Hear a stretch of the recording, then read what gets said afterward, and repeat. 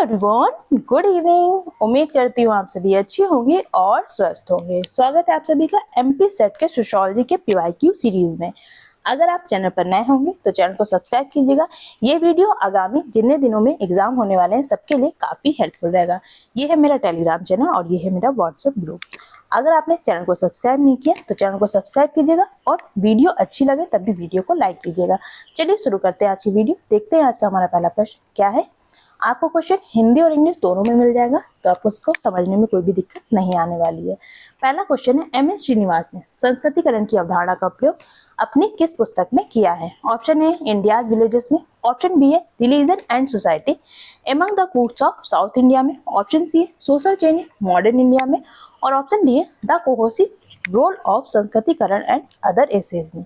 तो बताइए एम.एस. श्रीनिवास ने संस्कृतिकरण की अवधारणा का प्रयोग अपनी किस पुस्तक में किया है। तो इस क्वेश्चन का जो राइट आंसर होगा वो है option B, religion and society among the Coorgs of South India. इस पुस्तक में इन्होंने संस्कृतिकरण की अवधारणा का प्रयोग किया है। ऑप्शन बी इस क्वेश्चन का राइट आंसर होगा।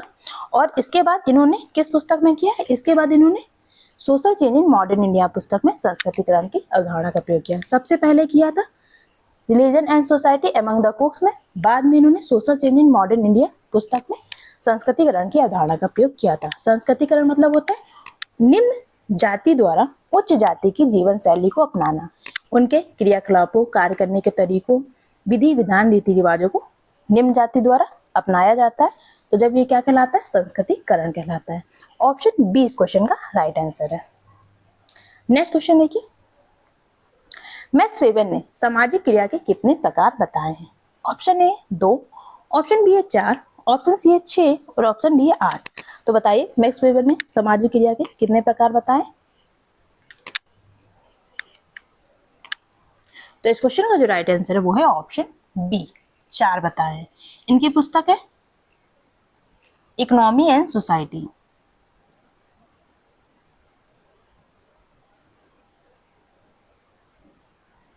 चार प्रकार की कौन कौन सी क्रिया बताइए। पहला तो इन्होंने बताया इंस्ट्रूमेंटल एक्शन,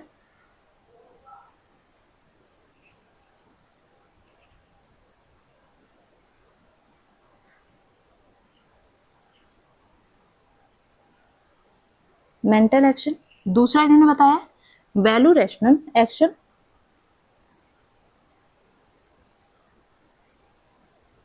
तीसरा इन्होंने बताया ट्रेडिशनल एक्शन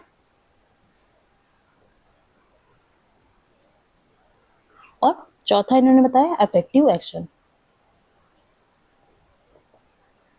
इंस्ट्रूमेंटल एक्शन को बोलते हैं साधन साध्य क्रिया, वैल्यू रैशनल मूल तार्किक क्रिया, ट्रेडिशनल परंपरागत क्रिया और अफेक्टिव भावनात्मक क्रिया। ये 4 प्रकार के सोशल एक्शन की बात मैक्स वेबर के द्वारा की गई है। नेक्स्ट क्वेश्चन देखिए, स्टडीज इन एथनोमेट्रोलॉजी पुस्तक के लेखक कौन है। Option A Alfred Schutz, option B है Robert K Merton, option C है हैरोल्ड गॉरफिंकर और ऑप्शन डी है किलफर्ड गिट्स। तो बताइए स्टडीज इन एथनोमेट्रोलॉजी पुस्तक किसने लिखी है।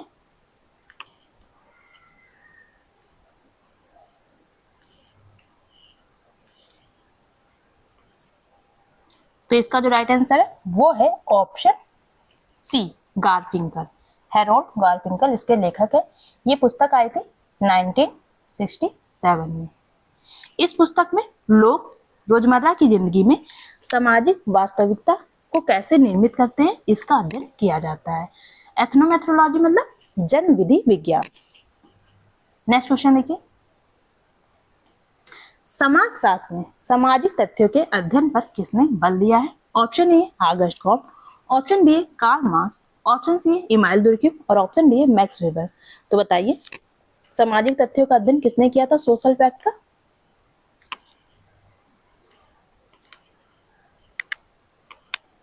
तो इसका अध्ययन किया था इमाइल दुर्क्यू ने। ऑप्शन सी इस क्वेश्चन का राइट आंसर है। अपनी किस पुस्तक में इन्होंने इसकी चर्चा की है, तो इनकी पुस्तक है the rules of sociological method. ये पुस्तक आई थी 1895 में। इस पुस्तक में इन्होंने इसकी चर्चा की है। सामाजिक तथ्य की विशेषता बताइए कि ये बाह्य होता है, एक्सटर्नल होता है, बाध्यकारी होता है, बाध्यकारी कहिए या दबावकारी कहिए, कोहर्सिव होता है, देन सामान्य होता है, जनरल होता है। ये क्या है? ये सभी है सामाजिक तत्व की विशेषताएं। नेक्स्ट क्वेश्चन है क्या? Structure and function in primitive society पुस्तक के लेखक कौन है? Option A Anthony Giddens, option B Michel Foucault, option C A R Radcliffe Brown और ऑप्शन डी बी मैलिनोव्स्की। तो बताइए structure and function in primitive society इस पुस्तक के लेखक कौन है?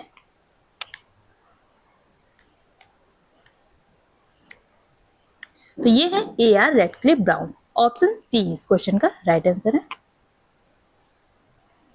ये संरचनात्मक प्रकारवादी थे।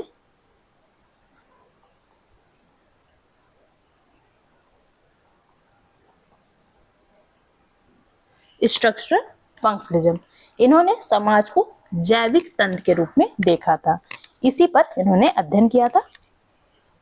नेक्स्ट क्वेश्चन देखिए, भारत में जाति भारतीय आर्य संस्कृति की ब्राह्मण संतान है, जिसका उद्गम गंगा यमुना की भूमि में हुआ और वहां से देश के अन्य भागों में फैल गई। यह कथन किसका है? Option A Irawati Karve, option B है जीएस घुरे, ऑप्शन सी है एमएन श्रीनिवास और ऑप्शन डी है एमके गांधी। तो बताइए किस पुस्तक में जीएस घुरे ने?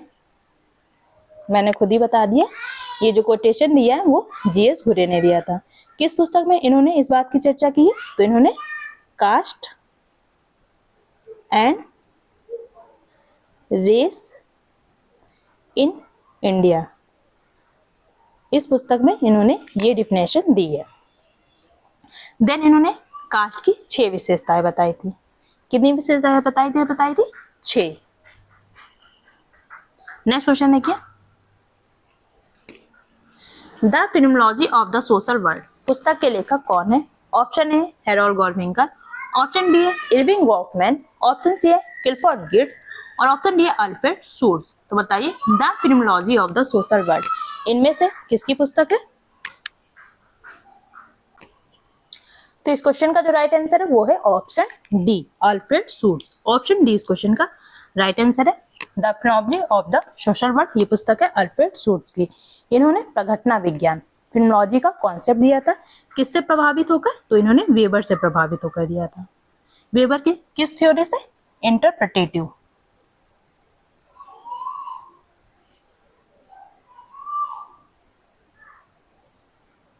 अप्रोच से प्रभावित होकर इन्होंने फिनोमेनोलॉजी का सिद्धांत दिया था। इंटरप्रेटेटिव अप्रोच मतलब व्याख्यात्मक दृष्टिकोण। नेक्स्ट क्वेश्चन है क्या, अपने किस पुस्तक में इरविंग गॉफमैन ने नाटकीय उपागम का उल्लेख किया है? Option A mind self and society, option B है असाइलम, ऑप्शन सी है the presentation of self in everyday life और ऑप्शन डी है इंटरेक्शन रिचुअल्स। तो बताइए ड्रामेटर्जिकल अप्रोच इरविंग गॉफमैन ने अपनी किस पुस्तक में दिया था?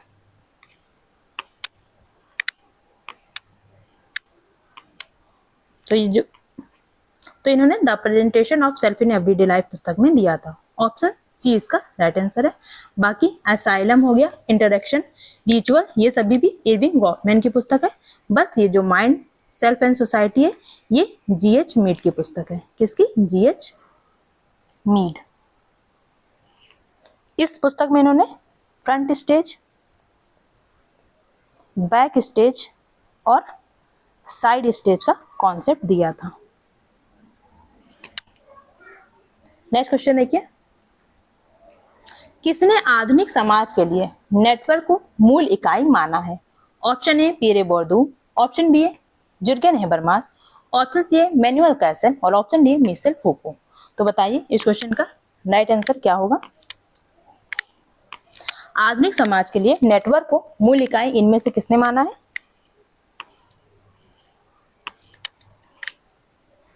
तो इसका जो राइट आंसर वो है option C Manuel Castells. Option C इसका राइट आंसर है। इनकी पुस्तक है the rise of the network society. इन्होंने आधुनिक समाज को सूचना और नेटवर्क पर आधारित समाज कहा था। नेक्स्ट क्वेश्चन देखिए, इनहिलेशन ऑफ कास्ट नामक पुस्तक के लेखक कौन है? ऑप्शन ए एम के गांधी, ऑप्शन बी है राधा कमल मुखर्जी, ऑप्शन सी है बी आर अम्बेडकर और ऑप्शन डी है जी एस खुर्रे। तो बताइए इनहिलेशन ऑफ कास्ट किसकी पुस्तक है? तो ये जो पुस्तक है वो है बी आर अम्बेडकर की। ऑप्शन सी इस क्वेश्चन का राइट आंसर है।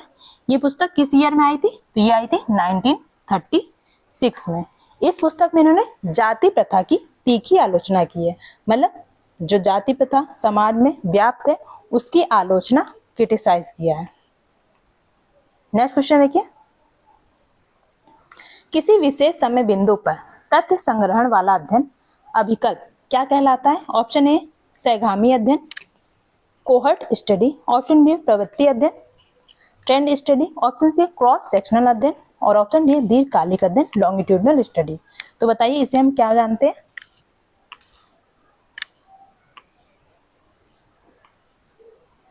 तो इसे हम क्रॉस सेक्शनल स्टडी कहते हैं। ऑप्शन सी इस क्वेश्चन का राइट आंसर है।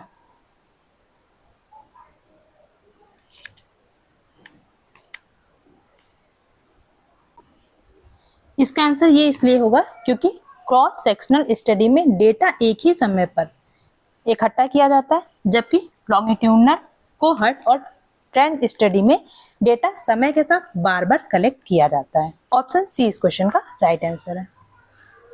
नेक्स्ट क्वेश्चन देखिए, निम्नलिखित में से किस औसत को बीजगणितीय रूप में हेरफेर नहीं किया जा सकता है?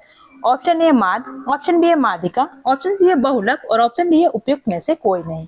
बताइए इस क्वेश्चन का राइट आंसर क्या होगा?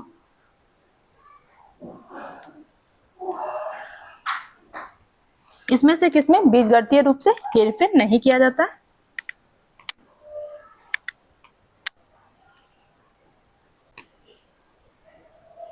तो इस क्वेश्चन का जो राइट आंसर वो है ऑप्शन बी मीडियन। माध्यिका में कोई भी हेरफेर नहीं किया जा सकता है क्योंकि इसे एल्जेब्रिकली मैनिपुलेट नहीं किया जा सकता। देन ये मीडियन एक्सट्रीम वैल्यू को कम रूप से प्रभावित करता है। ऑप्शन बी इस क्वेश्चन का राइट आंसर है। नेक्स्ट क्वेश्चन देखिए, यह कथन किसका है कि मैंने अपना शोध असहभागी प्रेक्षक के रूप में प्रारंभ किया था, जैसे ही मैं समुदाय में स्वीकृत हुआ मैंने स्वयं को लगभग असहभागी और सहभागी के रूप में पाया। Option A B Malinowski, option B है इमाइल दुर्खिम, ऑप्शन सी है विलियम एफ व्हाइट और ऑप्शन डी है एन एडर्सन। तो बताइए कौन सा ऑप्शन सही होगा?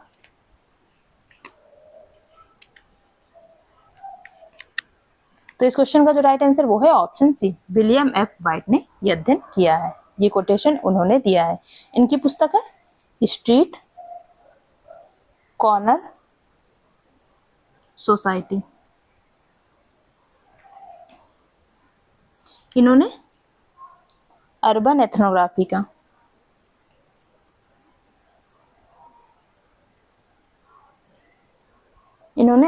एथनोग्राफी का क्लासिकल स्टडी किया है, शास्त्रीय अध्ययन। नेक्स्ट क्वेश्चन देखिए,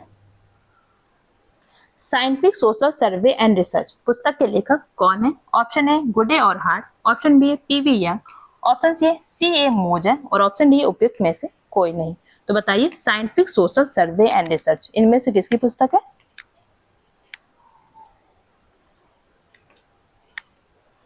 ये रिसर्च मेथोडोलॉजी की बहुत ही प्रसिद्ध पुस्तक है। किसकी है? पीवी यंग की है। ऑप्शन बी इसका राइट आंसर है। इस पुस्तक में इन्होंने सोशल सर्वे मेथड का विस्तार से व्याख्या की है। नेक्स्ट क्वेश्चन है आज की वीडियो का लास्ट क्वेश्चन है। अगर आपको वीडियो पसंद आई होगी तो कमेंट कीजिएगा, मैं इसका दूसरा पार्ट लेकर भी आऊंगी। शोध के निष्कर्षों को दोहराने की क्षमता क्या कहलाती है? ऑप्शन ए वैधता, ऑप्शन बी विश्वसनीयता, ऑप्शन सी सेरेंडिपिटी और ऑप्शन डी उत्तरदायित्व। शोध के निष्कर्षों को दोहराने की क्षमता बताइए क्या कहलाएगी? तो ये कहलाती है विश्वसनीयता, रिलायबिलिटी। ऑप्शन बी इस क्वेश्चन का राइट आंसर है। रिलायबिलिटी मतलब क्या होता है? इसमें होता है किसी भी रिजल्ट का पुनरावृत्ति होती है, रिपीटेशन होती है। वैलिडिटी में क्या होता है, ये माप की शुद्धता से संबंधित होता है, ये एक्यूरेट होता है एकदम।